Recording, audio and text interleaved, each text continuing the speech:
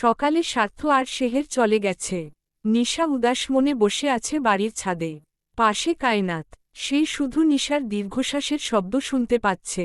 খানিকক্ষণ চুপ থেকে সে বলল, কিছু সময় দূরত্বটা আসলেই খুব দরকার আপু। আমি তোমার কষ্ট বুঝতে পারছি, কিন্তু স্বার্থ ভাইয়া তো কথা দিয়েছে সে ফিরে আসবে খুব তাড়াতাড়ি। কান্নায় নিশার ঠোঁট ভেঙে এলো।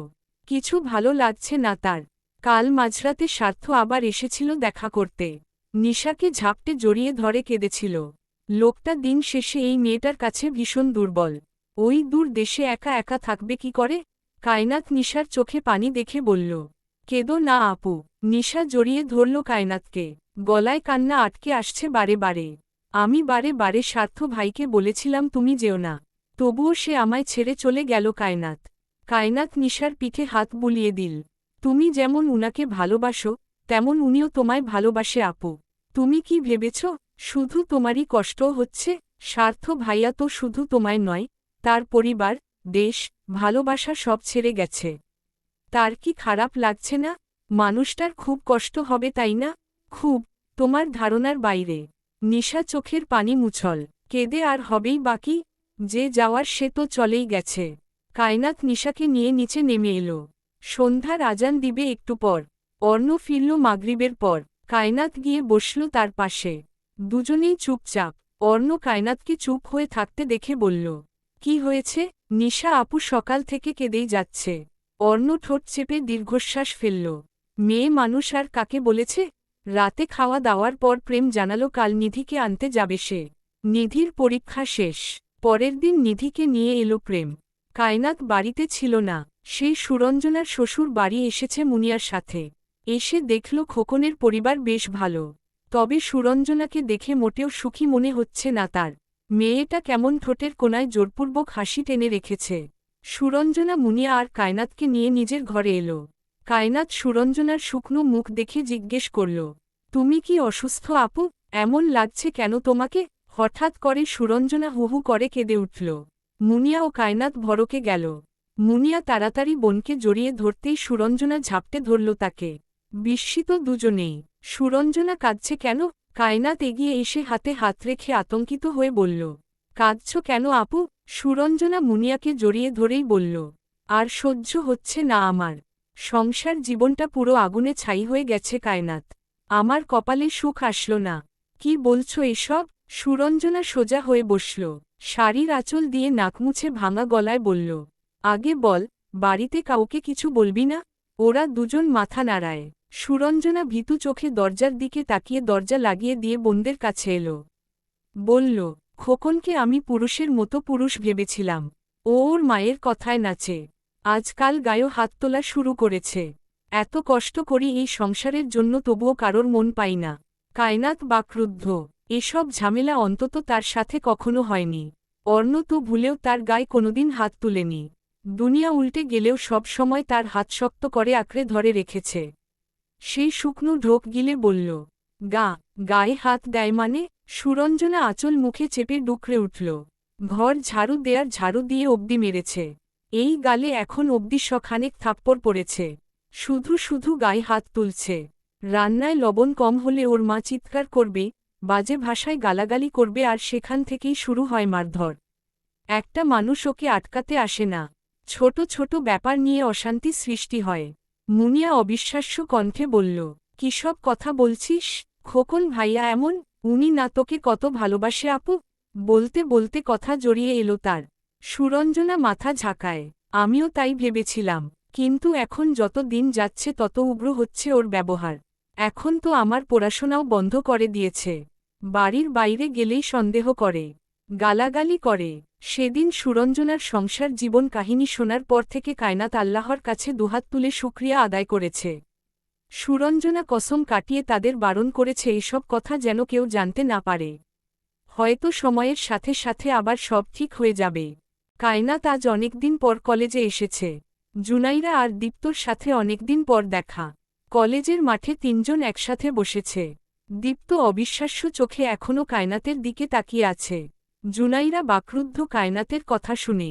এতদিন পর এসে কায়নাত জানাচ্ছে সে মা হবে। আদৌ এটা বিশ্বাসযোগ্য? দীপ্ত বলল, তোমার হাসবেন্ড চলে গেছে? কায়নাত বলল, গিয়েছিল আবার চলে এসেছে। বাহ, কি সুন্দর ভালোবাসা। জুনাইরা মাঝ থেকে ওদের কথা কেটে বলল, ধুর, ভালোবাসা নাকি ছাই? কায়নাতের হাসবেন্ড না ওকে মানত না? তাহলে এসব কি? কায়নাত মুখ কালো করল, একদিন না একদিন তো বিয়েটা মানতেই হতো নাকি? যাই হোক, তোমার গুণধর স্বামীকে দেখার সৌভাগ্য কি আমাদের হবে না? আমার বাসায় যেদিন গিয়েছিল সেদিন আমি উনাকে দেখতে পাইনি। আম্মুর সাথে কথা বলেই চলে এসেছিলেন তিনি। আজ উনি আসবেন আমাকে নিতে। কলেজ ছুটির পর কায়নাত দীপ্ত আর জুনাইরাকে নিয়ে কলেজের বাইরে বের হল। রাস্তার ডান দিকে বাইক নিয়ে দাঁড়িয়ে আছে অর্ণ। হাতে ফোন, সেটার দিকে ভ্রু কুঁচকে তাকিয়ে কি যেন করছে। কায়নাত ওদের নিয়ে এগিয়ে গেল নিকটে। অর্ণ ফোন পকেটে রেখে জুনাইরার দিকে চোখ যেতেই ভড়কে গেল কিছুটা। তীক্ষ্ণ চোখে সে অর্ণর দিকে তাকিয়ে আছে। কায়নাত জুনাইরাকে অমন করে তাকিয়ে থাকতে দেখে খুকখুক করে কেসে উঠল। ওদের সাথে টুকটাক করে বলে কায়নাত বাইকে উঠে বসল। বিদায় নিয়ে বাড়ির রাস্তায় গাড়ি ঘুরতেই কায়নাত বলল, ও জুনাইরা, যে আপনাকে সাবান ছাড়া সারাদিন ধুতে থাকে। অর্ণ বিস্মিত কণ্ঠে বলল, ও আট, আপনি আমাকে আগে সহ্য করতে পারতেন না বলে ও আপনাকে দুই চোখে দেখতে পারে না। ইডিয়ট, তুমি এসব তোমার ফ্রেন্ডদের সাথে শেয়ার করতে? করতাম না, কিন্তু মাঝে মাঝে একটু একটু বলতাম। বেয়াদব মহিলা। এভাবেই কাটছে দিন। অর্ণ কাজ বাজ রেখে সারাদিন বউ নিয়ে পড়ে থাকে। সময়টা শীতের কাছাকাছি। এপ্রিলের ১৯ তারিখ আজ শুক্রবার। কেটেছে কয়েকটা মাস। কায়নাতের পেট এখন বড় হয়েছে। সে কারোর সাহায্য ছাড়া উঠতে বসতে পারে না। তার প্রেগন্যান্সির প্রথম থেকেই অর্ণ সবকিছু থেকে নিজেকে সরিয়ে রেখেছে। এই ৮ মাস কেটে গেল, এই ৮ মাসের একটা দিনও সে অফিসে যায়নি। বাড়িতে বউয়ের সাথে সাথে ছিল। কায়নাত ভীষণ অবাক হয় মাঝে মাঝে অর্ণকে দেখে। কতটা ভালোবাসলে একটা মানুষ এমন করে? কায়নাত বাগানে হাঁটছে আর একমনে এইসব ভেবে চলেছে। পরনে গোলাপি রঙের ঢোলা জামা। ওড়না মাথায় পেঁচিয়ে কোমরে হাত ভর করে হাঁটছে। অর্ণ বেতের চেয়ারে বসে কফি খাচ্ছে আর চোখে কায়নাতের দিকে খেয়াল রাখছে। একটু বসো পাশে। কায়নাত তাই করল। অর্ণর কাছে এগিয়ে যেতেই অর্ণ পাশে বসিয়ে দিল ওকে। কায়নাত মুখ দিয়ে শ্বাস দিচ্ছে। অর্ণ বলল, তোমার কি খারাপ লাগছে? কায়নাত বলল, না, ঠিক আছি। কিছু খাবে? কায়নাত চোখ গরম করে তাকালো। অর্ণর বাহুতে ধাক্কা মেরে নাক ফুলিয়ে বলল, আমাকে দেখে কি পেটুক মনে হয়? সব সময় খাই আমি। অর্ণ আশ্চর্য হয়ে বলল, সেটা কখন বললাম? মাত্রই তো বললেন। আমি তো জিজ্ঞেস করলাম কিছু খাবে নাকি? সেটাই তো, একটু আগে না আমি খেয়েছি। আবার খেতে বলছেন কেন? অর্ণ কপাল চাপড়ে দীর্ঘশ্বাস ফেলল। কায়নাত মুখ বাঁকিয়ে অন্যদিকে তাকাল। পুরো বাগান ফুল দিয়ে ভরে গেছে। ফুলের সুবাসে মুখরিত চারপাশ। হঠাৎ চিৎকার দিয়ে উঠল কায়নাত। পেটে হাত রেখে বলল, বাবু নড়ছে দেখুন। অর্ণ কায়নাতের চিৎকার শুনেই হাঁটু মুড়ে বউয়ের সামনে বসে পড়েছিল। ওর কথা শুনতাই যেন রুহুতে পানি ফিরে এলো। শুকনো ঢোক গিলে বলল, ভয় পাইয়ে দিয়েছিলে। তারপর কায়নাতের পেটে হাত রাখল। বাবু নড়ছে। অর্ণর গম্ভীর মুখে মুচকি হাসি ফুটল। মুখ এগিয়ে পেটে চুমু খেল বেশ কয়েকটা। সেখানেই ফিসফিস করে বলল, আমার লক্ষ্মী কবে বাবার কোলে আসবে? আপনার বুঝি মায়ের পেটে থাকতেই ভালো লাগে? কায়নাত খিলখিল করে হাসল। বলল, গম্ভীর বাবাকে তার পছন্দ নয়। তাহলে এখন কি করতে হবে? সব সময় হাসি খুশি থাকতে হবে। অর্ণ হাসল। প্রেম নাক মুখ কুচকে বাগানের পাশে দাঁড়িয়ে আছে। ভাবটা এমন যেন অর্ণ আর কায়নাতের প্রেম কাহিনী তার ভালো লাগছে না। অর্ণ প্রেমের দিকে তাকালো আর চোখে। ভ্রু উঁচিয়ে বলল, এত জ্বলছে কেন? প্রেম বলল, মানুষের প্রেম দেখলে আমার শরীরটা এমনিতেই জ্বলে। তারপর কায়নাতের দিকে তাকিয়ে বলল, ভাবি চা খাবেন? বানিয়ে দেই? কায়নাত বারণ করল। প্রেম মাথা নাড়িয়ে বাড়ির ভেতর রান্নাঘরের দিকে গেলে অর্ণ উঠে দাঁড়াল। বলল, আমি বানিয়ে আনছি। কি বানাবেন? চা বানিয়ে আনি। খাবো না আমি। অর্ণ শুনল না বউয়ের কথা। বড় বড় পা ফেলে বাড়ির ভেতরে ঢুকল। কায়নাত মুচকি হাসল পেটে হাত রেখে। দিন দিন লোকটার ভালোবাসা, যত্ন সব বেড়েই চলেছে। প্রেম রান্না ঘরে গিয়ে চুলায় পানি বসিয়েছে। ফোন বের করে স্বার্থর নাম্বারে কল দিয়েছে। কিছু মুহূর্ত পর কল রিসিভ হতেই প্রেম কল স্পিকারে দিয়ে ফোনটা পাশে রাখল। ওপাশ থেকে স্বার্থ বলল, কল দিয়ে বিরক্ত করছিস কেন প্রেমা? কি বলো জান? আমার বাচ্চা মা তুমি আর তোমার খবর নিব না? এতটাও পাষাণ নই আমি। তা শোনা, আমার বাচ্চাটা কেমন আছে? স্বার্থ অফিসে যাওয়ার জন্য রেডি হচ্ছিল। গায়ে শার্ট জড়িয়ে বোতাম লাগাতে লাগাতে বলল, পেটের মধ্যেই আছে, এবার দেশে গিয়ে আগে একে পেট থেকে বের করব। কবে আসবে তুমি জান? তোমাকে কতদিন ধরে দেখি না, পোড়ানটা জলে গেল গো। শোনো জান, তুমি দেশে আসলেই আগে তোমার পেটে হাত দিয়ে চেক করব আমার বাচ্চা নড়তেছে কিনা। স্বার্থ নাকে টান দিয়ে ভাড়ামি করে বলল, নড়ে না, এখনো ঘুমায়। রাতে আমি গান শোনাইলে একটু একটু নড়ে। তুমি আবার কোন গান শোনাও? গান মানে, আমি তোকে মিস করি এইটা শোনাই। তাহলে বাচ্চা নড়ে মানে সেও আমাকে মিস করে। সেহের নিজের ঘর থেকে এসে দেখল স্বার্থ রেডি হতে হতে কার সাথে যেন বকবক করছে। সে ঘরের ভেতরে আসতেই প্রেমের কণ্ঠস্বর শুনে বলল, কিরে সতীন, তোকে আমি কাল কতগুলো কল করেছি, কল ধরিসনি কেন? তুমি বারে বারে নুসরাত আর আদিত্যর কথা জিজ্ঞেস করো কেন? নুসরাতকে কল দিলেই পারো। ওপাশ থেকে শেহেরের দীর্ঘশ্বাসের শব্দ শোনা গেল। প্রেম চা কাপে ঢালতে ঢালতে স্বর টেনে বলল, যেজন মন বোঝে না, তারে মন দিও না। যেজন মন বোঝে না রে, তারে ভালোবাইসো না। শেহের বলল, ভালো আছে ওরা, আমি থাকতে ওরা খারাপ থাকবে ভাবলে কি করে? আগলে রাখিস। আদিত্য হাঁটা শিখেছে? প্রেম মুচকি হাসল, বলল, না কিন্তু বসতে পারে। আমাকে মাঝে মধ্যে মামা বলেও ডাকে। এত আদুরে শেহের ভাই, তুমি থাকলে ওকে কোল থেকেই নামাতে না। শেহের হাসল, স্বার্থ চেয়ে রইল সেই হাসির দিকে। শেহের বলল, ভিডিও কল দিবি আমাকে? আদিত্যকে দেখব আমি। আকরামের কাছে আদিত্যর জন্য কিছু জিনিস পাঠিয়েছি, গিয়ে একটু নিয়ে আসিস। তখন রান্নাঘরে ঢুকল অর্ণ। ওদের কথোপকথন শুনে গম্ভীর কণ্ঠে বলল, মাঝে মধ্যে ভাবি ওরা আমার বন্ধু নাকি তোর? ওদের সাথে আমার দিনে একবার কথা হলে তোর 10 বার কথা হয়।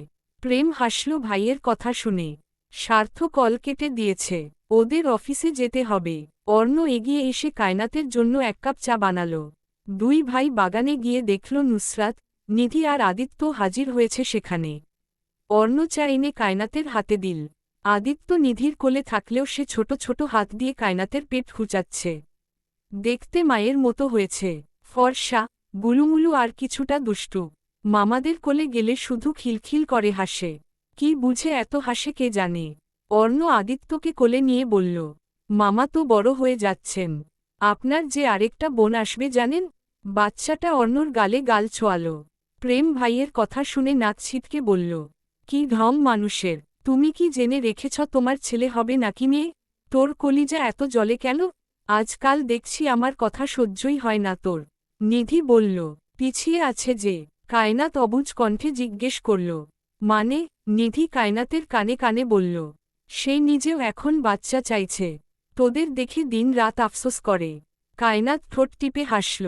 প্রেম বিকেলে আকরামের বাড়ি গিয়ে শেহেরের পাঠানো জিনিস নিয়ে এলো। কত রকম চকলেট, খেলনা, জামা কাপড় আরও অনেক কিছু পাঠিয়েছে। নুসরাত চুপচাপ শুধু দেখে গেছে সব। সে চাইলেও এসব আটকাতে পারছে না। লোকটা কিছু বুঝতে চায় না। সন্ধ্যায় মাশফিক চৌধুরী জানালেন এই সপ্তাহে আতিয়া বেগম এবং রাহেলা বানু আসবেন ঢাকায়। কায়নাতের বাচ্চা হওয়া অবধি এখানেই থাকবেন। কায়নাত ভীষণ খুশি। সেই যে খুলনা থেকে আসা হয়েছে তারপর আর যাওয়া হয়নি। কারোর সাথে দেখা হয়নি, শুধু ফোনেই কথা হয়েছে। তবে রাহেলা বানুর জন্য একটু খারাপ লাগছে। তিনি সেদিন যখন বাচ্চার কথা জেনেছিলেন কত কিছুই না বলেছিলেন। সেদিন কায়নাত আর অর্ণ রেডি হয়ে নিচে আসার পর রাহেলা বানু জিজ্ঞেস করলেন, তুমি নাকি পোয়াতি? বাচ্চা হইব? কায়নাত মাথা নাড়ায়। রাহেলা বানু বললেন, মাইয়া জন্ম দিও না, বংশের প্রথম সন্তান, পোলা হইলেই ভালো হইব। তখন অর্ণ রেগে গিয়ে বলল, ছেলে হোক কিংবা মেয়ে, সে আমার সন্তান। ছেলে মেয়ের মধ্যে আপনারা পার্থক্য খুঁজেন কেন? মেয়েরা কি মানুষ না? গলা নিচে নামা কথা কো। আমি কি বয়রা? পোলা মানুষ হইল সোনার টুকরা, মাইয়া দিয়া কি করবি? বছরের পর বছর পাইলা পয়সা অন্য জায়গায় বিয়া দেয়া লাগব। অর্ণ বিরক্ত হল ভীষণ। কায়নাত অর্ণর হাত চেপে ধরে চুপ করে থাকতে বলল। আর কথা বাড়াল না তারা। তারপর একে একে সবার থেকে বিদায় নিয়ে ঢাকার উদ্দেশ্যে বের হয়েছিল। আজও যদি এসে কানের কাছে পোলা পোলা করে তাহলে নিশ্চিত অর্ণ পুরো বাড়ি মাথায় তুলবে। লোকটা এমনিতেই যেই রাগী, রাহেলা বানুর কথা শুনে আরও রেগে যাবে। কায়নাত উঁচু পেট নিয়ে ঘরে বিছানায় পা মেলে দিয়ে বসে আছে। অর্ণ কায়নাতের মাথায় তেল দিয়ে চুল বেঁধে দিচ্ছে। ছেলেটার নাক কুঁচকে রাখা, তেল সহজে ধরতে চায় না, তবে বউয়ের জন্যে বাধ্য হয়। কায়নাত বারণ করলেও শোনে না। সুন্দর করে কায়নাতের চুল বেঁধে দিয়ে হঠাৎ ঠোঁট কামড়ে ধরল সে। ভ্রু কুঁচকে কায়নাতের লম্বা চুলের দিকে তাকিয়ে বলল, তোমার চুলগুলো সুন্দর, মানে একটু বেশিই সুন্দর। এমন চুল আমার মেয়ের মাথায় হবে? কায়নাত চোখ মেলে ঘাড় ঘুরিয়ে অন্যর দিকে তাকাল। তার চোখে যেন এক ঝিলিক খেলল। ঠোঁট বাঁকিয়ে মুচকি হেসে বলল, আপনি নিশ্চিত করে ফেলেছেন আমাদের মেয়ে হবে? অর্ণ গম্ভীর ভঙ্গিতে বলল, হবে। এমন চুল, এমন চোখ, এমন মুখাবয়ব শুধু মেয়ের মধ্যেই মানাবে। আমার মেয়ে হবে, তাতে আমার কোনো সন্দেহ নেই। মেয়ে না হলে, যদি ছেলে হয়? অর্ণ একটু থেমে তার মাথায় আলতো চাপ দিল, তারপর নিচু গলায় বলল, ছেলে হলে আমার মতো গম্ভীর আর রাগী হবে, মেয়ে হলে হাসি খুশি স্বভাব পাবে তোমার মতো। কায়নাত খিলখিল করে হাসল। অর্ণসহ তার 3 ভাই মেয়ের জন্য জামা কাপড় কিনে আলমারি ভরে ফেলেছে। এরা ধরেই নিয়েছে তার মেয়ে হবে। অর্ণ চৌধুরীর একটা টুকটুকে পাখি হবে। সারাদিন চাচাদের কোলে কোলে ঘুরবে আর রাতে বাবার বুকের উপর শান্তিতে ঘুমাবে। কত স্বপ্ন সবার। কায়নাত মুচকি হেসে অর্ণর দিকে তাকিয়ে বলল, যদি মরণ হয়, মরে গেলে মনে থাকবে এই কিশোরী লালবউকে? অর্ণ ছোট্ট করে জবাবে বলল, তোমার দুয়ারে মরণ আসার আগে যেন আমার দুয়ারে দেখা হয়। কায়নাত পেছনে দিকে হেলে অর্ণর বুকের সাথে ঘেঁষে বসল। দুপাশ দিয়ে অর্ণর হাত পেটের উপর রেখে বলল, মরণ যেন না হয়। আমার অনেক বছর আপনার সাথে বেঁচে থাকার শখ। আপনার সাথে পুরো জীবনটা উপভোগ করার শখ। যদি মরে যাই তাহলে আপনাকে জ্বালাব কি করে? মরণ আটকাবার মতো সাধ্য তো আমাদের নেই। তবে যতদিন আল্লাহ হায়াত দিয়েছে ততদিন তোমাকে এই বুকে এমন করেই আগলে রাখব। কায়নাত চুপটি করে এমন করেই বসে রইল। কত শখের এই সংসার, সে না থাকলে সংসারটা গুছিয়ে রাখবে কে? খানিকক্ষণ পর পর দীর্ঘশ্বাসের শব্দ ভেসে এলো। অর্ণ ওকে বালিশে শুইয়ে দিয়ে মাথায় হাত বুলিয়ে দিল। কায়নাত ঘুমিয়ে গেছে। অর্ণ হাতে ভর দিয়ে কাত হয়ে বউয়ের দিকে তাকিয়ে আছে। আগের থেকে মোটা হয়েছে কায়নাত। হাত পা তো এমনিতেই ছোট ছোট, এখন আরও ছোট ছোট মনে হয়। কায়নাত যখন অর্ণকে খাইয়ে দেয় তখন অর্ণর মনে হয় কোনো এক বাচ্চা মেয়ে হাতের মুঠোয় 2-1টা ভাত নিয়ে খাইয়ে দিচ্ছে। অর্ণর চোখ দুটো নরম হয়ে এলো। কায়নাতের ঘুমন্ত চেহারার দিকে তাকিয়ে থাকতে থাকতে মনে হল, এটাই তার সবচেয়ে বড় পাওয়া। কত ঝড় ঝাপটা গেছে, কত কষ্ট গেছে, তবু এই মেয়েটাই তার জীবনকে আলোয় ভরিয়ে দিয়েছে। হঠাৎ পাশ ফিরতেই অর্ণর দৃষ্টি গেল কায়নাতের ছোট্ট হাতের আঙুলগুলোর দিকে। বাচ্চার মতোই গোল আর কোমল। ওর বুকের ভেতর একটা অদ্ভুত টান খেলে গেল। নিঃশব্দে সেই আঙুলগুলো নিজের মুঠোয় নিয়ে ফিসফিস করে বলল, আমার দুনিয়া তুমি। কথাটা উচ্চারণ করেই থেমে গেল সে। ভেতরে ভেতরে রাগী এই মানুষটারও কেমন যেন চোখ ভিজে উঠল। হঠাৎ ঘুমন্ত কায়নাত নড়েছে উঠল। মৃদু স্বরে বিড়বিড় করে বলল, অর্ণ। অর্ণ তাড়াতাড়ি ঝুঁকে এসে ফিসফিস করে বলল, হ্যাঁ, আমি আছি। কায়নাত চোখ না খুলেই হাত বাড়িয়ে অর্ণর টি-শার্টের কলার মুঠো করে ধরল। শিশুর মতো নিশ্চিন্ত গলায় বিড়বিড় করতে লাগল। বাইরে তখন রাত নেমেছে। জোনাকির আলো জানালার ফাঁক দিয়ে ভেতরে এসে পড়ছে। অর্ণ ধীরে ধীরে কায়নাতের কপালে, ঠোঁটে ঠোঁট ছুঁয়ে দিল। তারপর চোখ বন্ধ করে দীর্ঘশ্বাস ফেলল। এই সংসার, কায়নাত আর অনাগত সন্তান, এই তিনটাই এখন অর্ণ চৌধুরীর দুনিয়া। সব কিছুই তো তাদের। 2-3 দিন পর আতিয়া বেগম আর রাহেলা বানুকে নিয়ে এলো আদাল। আতিয়া বেগম কায়নাতের জন্যই এসেছেন। মনটা সব সময় মেয়েটার কাছে পড়ে থাকে। তাই আজগর চৌধুরী বলেছেন ঢাকা গিয়ে কিছুদিন থাকতে। তিনিও দেরি না করে চলে এলেন। আতিয়া বেগম কায়নাতকে নিয়ে ড্রয়িং রুমে বসে আছেন। সেখানে বাড়ির সব মেয়েরাই উপস্থিত। আদিত্য নিশার নাকে বারে বারে কামড় দিয়ে খালাকে বিরক্ত করছে। নিশা রাগ দেখালো, বাচ্চাটার নরম গাল আলতো করে চেপে ধরে বলল, মার খাবি আদি? নাক কামড়াচ্ছিস কেন? তোর মা তোকে খেতে দেয় না? আদিত্য খালাম্নির বুকের সাথে লেপটে গলার লকেট নিয়ে টানাটানি শুরু করল। মুখের পানি দিয়ে নিশার গলা ভিজে গেছে। খাবে সে তাই খিটখিট করছে। নিশা বোনের দিকে তাকিয়ে দাঁত কটমট করে বলল, তোর পেটের ছাও আমার কাছে সারাদিন দিয়ে রাখিস কেন? মা তুই নাকি আমি? এখন একে খাওয়াবো আমি? নুসরাত বলল, খাওয়া। আমি খাওয়াব কি করে? এই নাটক বন্ধ করে খাওয়া ওকে। আদিত্য যাবে না মায়ের কোলে। খালাম্নির কোলে চিপকে লেগে রইল। সাইমা রান্না ঘর থেকে ফিডারে করে দুধ নিয়ে এলো। নিশার হাতে দিতেই সে আদিত্যর মুখে ধরল। এসব দেখে রাহেলা বানু বললেন, সুখেই আছো তাইলে সবাই? নুসরাত তো ভালোই পোলা নিয়া দিব্যি আছে। ছোটটার কি খবর? আতিয়া বেগম বললেন, অর্ণর এক বন্ধুর সাথে ওর বিয়ে ঠিক হয়েছে।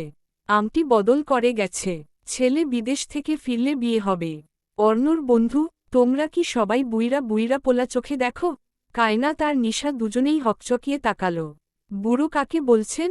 কায়নাতের যেন খুব লাগলো কথাটা। সে কপাল কুঁচকে ফেলল। আপনি কাকে বুড়ো বলছেন বড় দাদি? তোমার জামাইরেই কইছি, ওর বিয়ার বয়স পার হইছে আরও এক যুগ আগে, আর ওই বিয়া করছে 2 দিন আগে। বুইরা হইল না? গোষ্ঠীর সবগুলা পোলার মাথায় সমস্যা।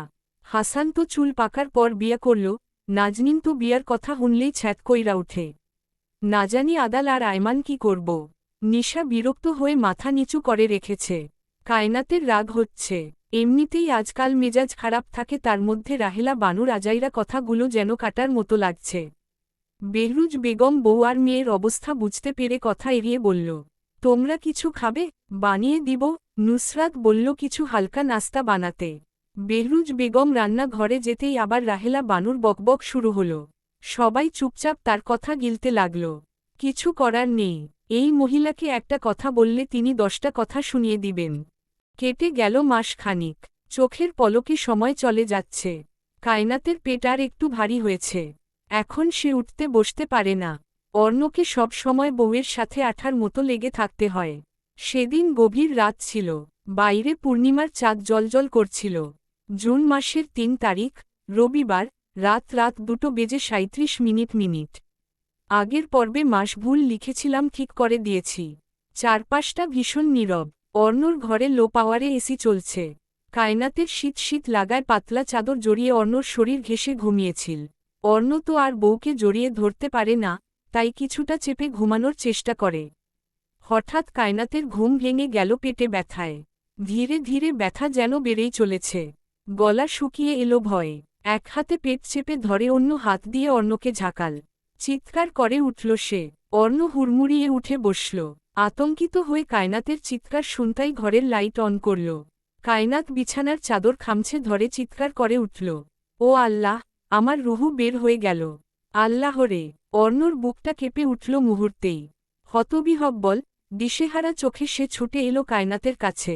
ব্যথা উঠেছে? কোথায় কষ্ট হচ্ছে বলো? কায়নাতের মুখ ফ্যাকাশে, ঘাম ঝরছে কপাল বেয়ে। সে আর্তনাদ করে বলল, আমার পেট। ও আল্লাহ, আর পারছি না। অর্ণ কায়নাতের মাথার পাশে হাত রেখে কেঁপে উঠল। তারপর হঠাৎ নিজের সমস্ত শক্তি দিয়ে দরজার দিকে ছুটে গিয়ে ঝট করে খুলে চিৎকার করল, মা! প্রেম! নিশা! তাড়াতাড়ি গাড়ি বের কর, কায়নাতের ব্যথা উঠেছে। চেঁচামেচিতে মুহূর্তেই পুরো বাড়ি জেগে উঠল। প্রেম, আদাল, আয়মান ছুটে এলো ভাইয়ের ঘরে, তাদের পেছনে নুসরাত, নিশা আর বেহরুজ বেগমও। সবাই একসাথে এসে দেখে বিছানার চাদর ভিজে গেছে। নুসরাত বিস্মিত হয়ে বলল, আল্লাহ, প্রসব পানি ভেঙে গেছে। বেহরুজ বেগম আতকে উঠে তাড়াতাড়ি কায়নাতকে বুকের কাছে টেনে নিয়ে বললেন, হায় আল্লাহ, এক্ষুনি হাসপাতালে নিতে হবে। অর্ণ ইতিমধ্যে ফোনের ড্রাইভারকে ডাকছে। শরীরটা কাঁপছে তার, ঠোঁট শুকিয়ে গেছে। বারবার কায়নাতের মুখে হাত বুলিয়ে বলছে, আমি আছি, তুমি ভয় পেও না, কিছু হবে না। কায়নাত ব্যথায় চিৎকার করে আবার বিছানার চাদর আঁকড়ে ধরল। অর্ণর বুকের ভেতরটা যেন হিম হয়ে গেল। সে কায়নাতের কানে ঝুঁকে কাপা গলায় বলল, আর একটু সাহস রাখো জান। নিধি দৌড়ে এসে একটা শাল নিয়ে কায়নাতের গায়ে জড়িয়ে দিল। আতিয়া বেগম আর রাহেলা বানুও দৌড়ে এলেন। আতিয়া বেগম কায়নাতের অবস্থা দেখে বললেন, ওরে হসপিটালে নেয়ার মতো সময় নেই। অর্ণ তোরা বাইরে যা। অর্ণ কায়নাতের হাত শক্ত করে চেপে ধরে ডুকরে উঠল। ওকে হসপিটালে না নিলে সমস্যা হবে দাদি। রাহেলা বানু এলোমেলো চুল ঠিক করতে করতে ব্যস্ত কণ্ঠে বললেন, তুই বাইর হো অর্ণ, ওর কিছু হইব না। কায়নাত অর্ণকে চেপে ধরে আহাজারি করে বলল, আমি বাঁচব না, আমি আর বাঁচব না। বেহরুজ বেগম ছেলেদের দিকে তাকিয়ে কড়া গলায় বললেন, তোমরা বাইরে যাও। অর্ণ কায়নাতের হাত থেকে নিজেকে ছাড়াতে চাইল না। বেহরুজ বেগম কঠিন চোখে তাকিয়ে বললেন, তোমাকে আমি ডাকব সময় হলে। এখন বাইরে যাও অর্ণ। অর্ণর চোখ লাল হয়ে উঠল। চোখে পানি জমে উঠেছে, তবুও দাদির কথায় ধীরে ধীরে হাত ছাড়ল। কায়নাত অর্ণকে আঁকড়ে ধরে কাঁদতে কাঁদতে বলল, আমাকে ছেড়ে যাবেন না, যাবেন না। অর্ণ কপালে চুমু খেয়ে কাপা গলায় বলল, আমি দরজার ও পাশেই আছি, শুধু ডাক দিলেই আসব, ভয় পেও না। তারপর ভারী পা ফেলে বাইরে চলে গেল। বেহরুজ বেগম দরজা লাগিয়ে দিলেন। ঘরের ভেতর এখন শুধু মহিলাদের ভিড়। আতিয়া বেগম কায়নাতের মাথার পাশে বসলেন। রাহেলা বানু আয়না জল গরম করতে বললেন। নিধি, নুসরাত, নিশা সবাই ছুটোছুটি করছে। কায়নাত ব্যথায় ছটফট করছে, তার মুখ ফ্যাকাশে, ঘামে ভিজে গেছে শরীর। প্রতিটি চিৎকার যেন বুক ফাটিয়ে বেরোচ্ছে। ও আল্লাহ, আর পারছি না। আতিয়া বেগম তার কপালে হাত বুলিয়ে শান্ত করতে লাগলেন। সাহস রাখো, একটু শক্ত হো। কায়নাত লম্বা লম্বা শ্বাস ফেলে সূরা আল আরাফ, আয়াত ৫৪, পড়তে শুরু করল। সূরা আল আরাফ, আয়াত ৫৪। ইন্না রব্বাকুমুল্লাহুল্লাজি খলাক্কস সামাওয়াতি ওয়াল আরদা ফি ছিওয়াতি আইয়ামিন ছুম্মাজতাওয়া আলাল আরশি ইউকশিল লাইলান নাহারা ইয়াতলুবহু হাসিছাত্ত ওয়াস শামছা ওয়াল কমারা ওয়ান নুজুমা মুসাখরাতিন বিয়ামরিহি আলা লাহুল খলকু ওয়াল আমর তাবারাকাল্লাহু রব্বুল আলামিন। বাইরে অর্ণ পায়চারি করছে। প্রেম আর আদাল তার কাঁধে হাত রেখে শান্ত করতে চাইছে। অর্ণর ঠোঁট শুকিয়ে গেছে, হাত জড়িয়ে ধরে দাঁড়িয়ে আছে দরজার সামনে। মনে হচ্ছে মুহূর্তে দরজা ভেঙে ভেতরে ঢুকে যাবে। মাশফিক চৌধুরী চিন্তিত হয়ে মেঝেতেই বসে আছেন। হঠাৎ ভেতর থেকে কায়নাতের তীব্র চিৎকার ভেসে এলো। অর্ণ ছুটে দরজায় ধাক্কা মারল। দাদি, দরজা খোলো, আমি থাকব কায়নাতের সাথে। ওপাশ থেকে কেউ কোনো উত্তর দিল না।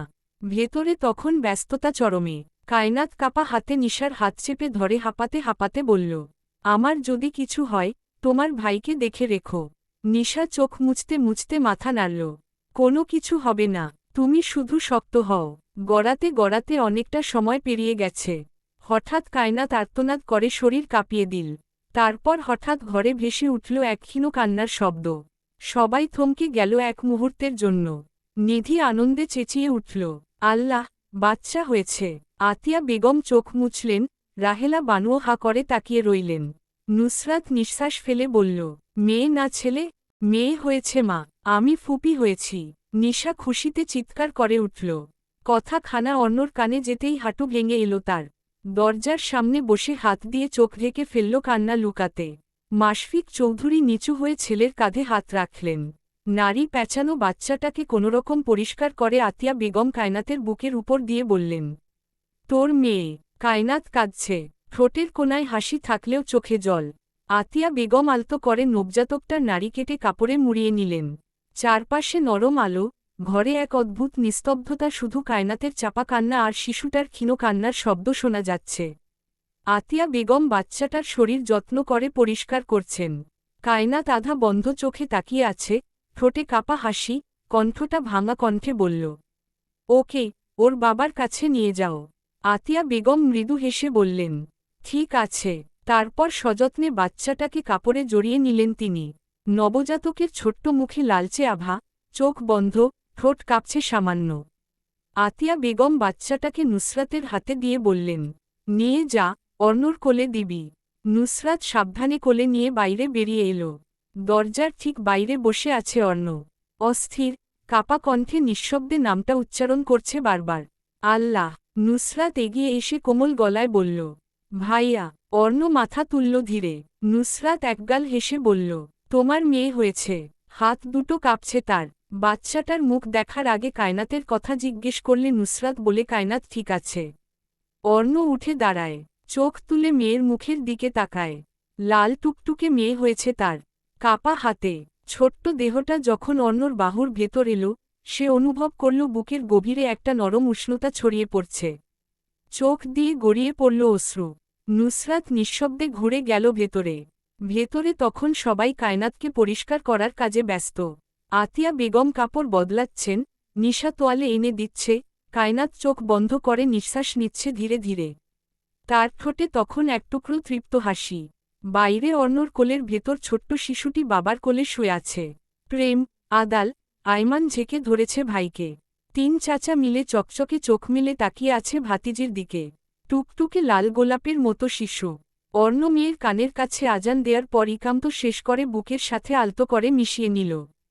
চোখে তখনও পানি। মাশফিক চৌধুরী ছেলের কাঁধে হাত রেখে নাতনির মুখ খানা দেখে, মাশা আল্লাহ, বললেন। প্রেম ভাইয়ের কান্না দেখে নাক কুঁচকে দুহাত বাড়িয়ে বলল, মেয়েদের মতো নাটক করা বন্ধ করে আমার কোলে দাও ওকে। অর্ণ মেয়ের দিকে তাকিয়ে ভাঙা গলায় বলল, আমি রাখি কিছুক্ষণ, কতদিন অপেক্ষা করেছি আমার মায়ের মুখটুকু প্রাণভরে দেখব বলে। আজ দেখি। প্রেম হাত গুটিয়ে নিল। তার ভীষণ হিংসা হচ্ছে। নুসরাতের পুচকের পর এখন অর্ণরও একটা পুচকু হয়েছে, তার কবে হবে? অর্ণ সেখানেই মেঝেতে বসে পড়ল। বুকে ছোট্ট মেয়েটা, দুই হাতের মাঝে আলতো করে আবদ্ধ করে রেখেছে যেন ভয় কেউ এসে কেড়ে নেবে বাচ্চাটাকে। চুপচাপ তাকিয়ে আছে শিশুটির মুখের দিকে। ছোট্ট নাক, সরু চোখের পাতাগুলো কাঁপছে হালকা করে। গোলাপি ঠোঁট দুটো বন্ধ, মাঝে মাঝে অচেতন শিশুর মতো একটুখানি নিঃশ্বাসের শব্দ। অর্ণর বুকের ভেতরটা যেন হুহু করে উঠল। অদ্ভুত এক শান্তি, যা কোনোদিন অনুভব করেনি। শিশুটার কপালে আলতো করে ঠোঁট ছুঁয়ে দিল। তারপর আবার তাকিয়ে রইল, যেন চোখ সরাতে পারছে না। তার মেয়ে তারই কোলে শুয়ে আছে। এর চেয়ে শান্তির আর কিছু হয় বুঝি? তার তো মনে হচ্ছে পুরো জগৎ থমকে গেছে এই মুহূর্তে। বাচ্চাদের মতো অর্ণর ঠোঁট ভেঙে এলো। প্রেম হাত বাড়িয়ে বাচ্চাটাকে কোলে নিতেই অর্ণ চোখের উপর হাত রাখল। পরিপূর্ণ জীবন তার। আল্লাহর কাছে দুহাত তুলে যাচ্ছে আল্লাহ তাকে তার থেকে বেশিই দিয়েছে। Underscore underscore underscore underscore. মাঝে কাটল মাসখানিক। কায়নাত সুস্থ। মেয়ের নাম রাখা হয়েছে আকিকা করে। অর্ণ মেয়ের নাম রেখেছে কাশরিকা চৌধুরী অর্ণি। বাবা মায়ের মতো টুকটুকে হয়েছে। চাচারা সব কাজ বাদ দিয়ে এখন আদিত্য আর কাশরিকাকে নিয়ে পড়ে থাকে। প্রেম এই কয়েকদিনে একদিনও হসপিটালে যায়নি। আদাল ভার্সিটি না গিয়ে অর্ণর ঘরে পড়ে থাকে। চার ভাই মিলে দুইটা পুতুলকে নিয়ে ঝগড়া করে। অর্ণ এই এক সপ্তাহে ভীষণ বিরক্ত হয়ে গেছে। মেয়েটাকে সে ভাগেই পায় না। সবাই খুশি থাকলেও রাহেলা বানুর মুখ গম্ভীর। তিনি এখন অবধি কাশরিকাকে কোলে নেননি। এতে অবশ্য অর্ণর কিছু যায় আসে না। এখন দুপুর। কায়নাত মেয়েকে খাওয়াচ্ছে। পাশে আতিয়া বেগম বসে আছেন। অর্ণ কায়নাতের থেকে একটু দূরত্ব রেখে উপর হয়ে ঘুমাচ্ছে। রাতে মেয়ের জন্য ঘুম হয় না তার। আতিয়া বেগম কায়নাতের মায়ামাখা মুখখানা দেখে বললেন, আমি বলেছিলাম না একদিন তুই খুব সুখী হবি। কায়নাত মুচকি হাসল, আর চোখে একবার অর্ণকে দেখে মেয়ের দিকে তাকিয়ে বলল, সব সুখ আমার হয়েছে দাদি। আমার সব আছে, স্বামী, সন্তান, বড় একটা পরিবার সব আছে। আতিয়া বেগম গাল ভরে হাসলেন। মেয়েটার সুখ দেখে যেন তার প্রাণটা জুড়িয়ে গেল। এই তো চেয়েছেন তিনি, মেয়েটার একটুখানি স্বামীর ঘরে সুখ। কাশরিকা ঘুমিয়ে গেছে খেতে খেতে। কায়নাত ওকে সাবধানে বাবার পাশে শুইয়ে দিতেই আতিয়া বেগম ঘর থেকে বেরিয়ে গেলেন। কায়নাত এলোমেলো ঘর পরিষ্কার করে বিছানায় আসতেই অর্ণ উঠে গেল। মেয়ের নাকে নাক ঘষে কানে কানে ফিসফিস করছে সে। কায়নাত রাগ দেখিয়ে দাঁত কটমট করে বলল, এত কষ্ট করে ঘুম পাড়িয়েছি ওকে আর আপনি ওকে জাগাচ্ছেন? অর্ণ তাকালো কায়নাতের দিকে। মেয়েটা এখন আর কিশোরী নেই। 18 বছর হয়ে গেছে এই মেয়ের। দেখতেও বেশ বড় বড় লাগে। অর্ণ উঠে বসল।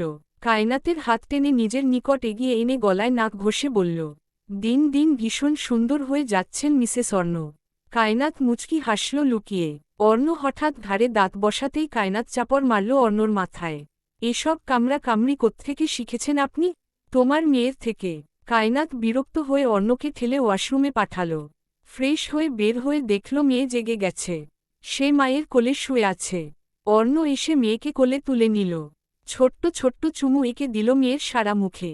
কায়নাত নাক মুখ কুঁচকে বলল, বাচ্চাদের মুখে চুমু খেতে হয় না। অর্ণ থামল না, অমন করেই চুমু খেল। মেয়ের কপালে ঠোঁট ছুঁয়ে বলল, কতদিন আমি অপেক্ষা করেছি আমার আম্মুজানকে বুকের মধ্যে শক্ত করে জড়িয়ে রাখব বলে। আজ আমার আম্মু আমার কোলে শুয়ে আছে তাই না বাবা? কাশরিকা বাবার দিকে ফ্যালফ্যাল করে তাকিয়ে আছে। পা দুটো উঁচু করে রাখা। অর্ণ পায়ে চুমু খেল। কায়নাত অর্ণর পাগলামি দেখে বলল, আপনি বলেছিলেন আমার বাচ্চাটাকে নষ্ট করতে। আজ যদি সত্যিই কাজটা করতাম তাহলে সে আপনার কোলে থাকত? অর্ণর চোয়াল নরম হল। দীর্ঘশ্বাস ফেলে বলল, কেন বলেছিলাম সেটাও তো তুমি জানো। হয়তো ওকে আমি পেতাম না কিন্তু তোমাকেও তো হারাতে পারব না। তুমি ছাড়া নিঃস্ব এই অর্ণ চৌধুরী। কায়নাত মিষ্টি হেসে অর্ণর শরীর ঘেঁষে বসল। আর চোখে মেয়ের দিকে তাকিয়ে বলল, আপনার রাজকন্যা আপনার মতোই দেখতে হয়েছে। আর স্বভাবটা হয়েছে মায়ের মতো দুষ্টু। দুজনেই হেসে ফেলল। অর্ণ এক হাতে মেয়েকে ধরে অন্য হাত দিয়ে কায়নাতকে জড়িয়ে ধরল। কাশরিকা তখন বাবার আঙুল ধরে রেখেছে। ছোট ছোট পা নাড়িয়ে বাবার দিকে তাকিয়ে আছে। যদিও তেমন বোঝা যায় না, তবুও নাকার চোখ দুটো বাবার মতোই হয়েছে বোধ হয়। হঠাৎ নিশা দরজায় নক করে বলল, পড়শি এসেছে দেখা করতে। কায়নাত অবাক হয়ে অর্ণর দিকে তাকাল। উনি কেন এসেছেন? অর্ণ জানে না। সেই নিশাকে বলল ওকে উপরে পাঠিয়ে দিতে। খানিকক্ষণ পর পড়শি একটা শপিং ব্যাগ নিয়ে ঘরের ভেতরে এলো। কায়নাত আর অর্ণকে একসাথে দেখে মুচকি হাসল। কাছে এগিয়ে আসতেই কায়নাত বসতে দিল তাকে। কেমন আছো অর্ণ? অর্ণ গম্ভীর মুখে ভালো বলল। কায়নাত বলল, আপনি হঠাৎ এই বাড়ি? তোমার মেয়েকে দেখতে এলাম। নাম কি ওর? কায়নাত নাম বলল। পড়শি ওকে কোলে নিতে চাইলে কায়নাত সাবধানে ওর কোলে তুলে দিল। পড়শি বাচ্চাটার মুখখানা দেখে বলল, ভীষণ মিষ্টি দেখতে হয়েছে। অর্ণর মতোই হবে মনে হচ্ছে। কায়নাত যেন পড়শির এত ভালো রূপ হজম করতে পারছে না। আজ এতগুলো মাস পর হঠাৎ দেখা দিয়েছে। আবার মেয়েকে কোলে নিয়ে প্রশংসাও করছে। পড়শি শপিং ব্যাগটা কায়নাতের হাতে ধরিয়ে দিয়ে বলল, এটা বাবুর জন্য। কায়নাত ব্যাগটা পাশে রেখে বলল, আপনি কিছু খাবেন? চা কিংবা কফি? কফি হলে ভালো হয়। কায়নাত মাথা নাড়িয়ে ঘর থেকে বেরিয়ে গেল। পড়শি চোখ তুলে তাকালো অর্ণর দিকে। অর্ণ চুপচাপ বসে আছে দেখে সে বলল, জীবনের ভালো মুহূর্তগুলো তোমার সাথে কাটিয়েছি অর্ণ। আজ বহু বছর পর দিনগুলোর কথা মনে হল।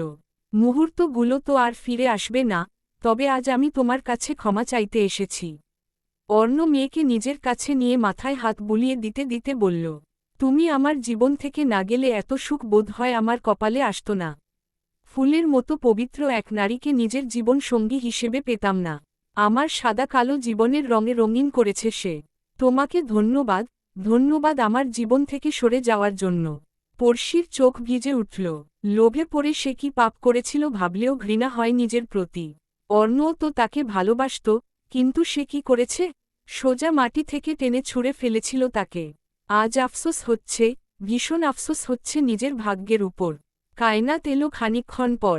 পড়শিকে কফি দিয়ে অর্ণর পাশে বসল। পড়শি কফির কাপটা হাতে নিয়ে নিঃশব্দে তাকিয়ে রইল অর্ণ আর কায়নাতের দিকে। দুজনের মুখে শান্তির ছায়া। মেয়েটা বাবার কোলে ঘুমিয়ে আছে। তার বুকের ভেতরটা মোচড় দিয়ে উঠল। একদিনের জন্য হলেও যাকে নিজের করে চেয়েছিল, আজ সে অন্যের জীবনের অবিচ্ছেদ্য অংশ। পড়শির গলা কেঁপে উঠল বোধ হয়, তবুও বলল, তোমরা খুব সুখে আছো মনে হয়। কায়নাত মৃদু হেসে বলল, আলহামদুলিল্লাহ, আল্লাহ যা দিয়েছেন তাতেই আমরা ধন্য। অর্ণ শান্ত গলায় বলল, জীবনের প্রতিটি মানুষই আমাদের কোনো না কোনো শিক্ষা যায়। তুমি দিয়েছ হারানোর মূল্যটা শেখার। পড়শি মাথা নিচু করে ফেলল। চোখের কোণে জমে থাকা জল সে হাতের আঙুলে মুছে ফেলতে গিয়ে বলল, আমার হয়তো প্রাপ্যই ছিল না তোমার মতো একজন মানুষ। ভুল করেছি অর্ণ, কিন্তু বিশ্বাস করো তুমি সুখে আছো জেনে আমার সত্যি ভালো লাগছে। কায়নাত চোখ সরিয়ে তাকিয়ে রইল মেয়ের দিকে। তার ভেতরে কোথাও ঈর্ষা নেই। সে মেয়েটার দিকে তাকিয়ে বলল, জীবন সবসময় দ্বিতীয় সুযোগ দেয় না। যা হওয়ার ছিল হয়ে গেছে। আপনি চাইলেও আর অতীত ঠিক করতে পারবেন না।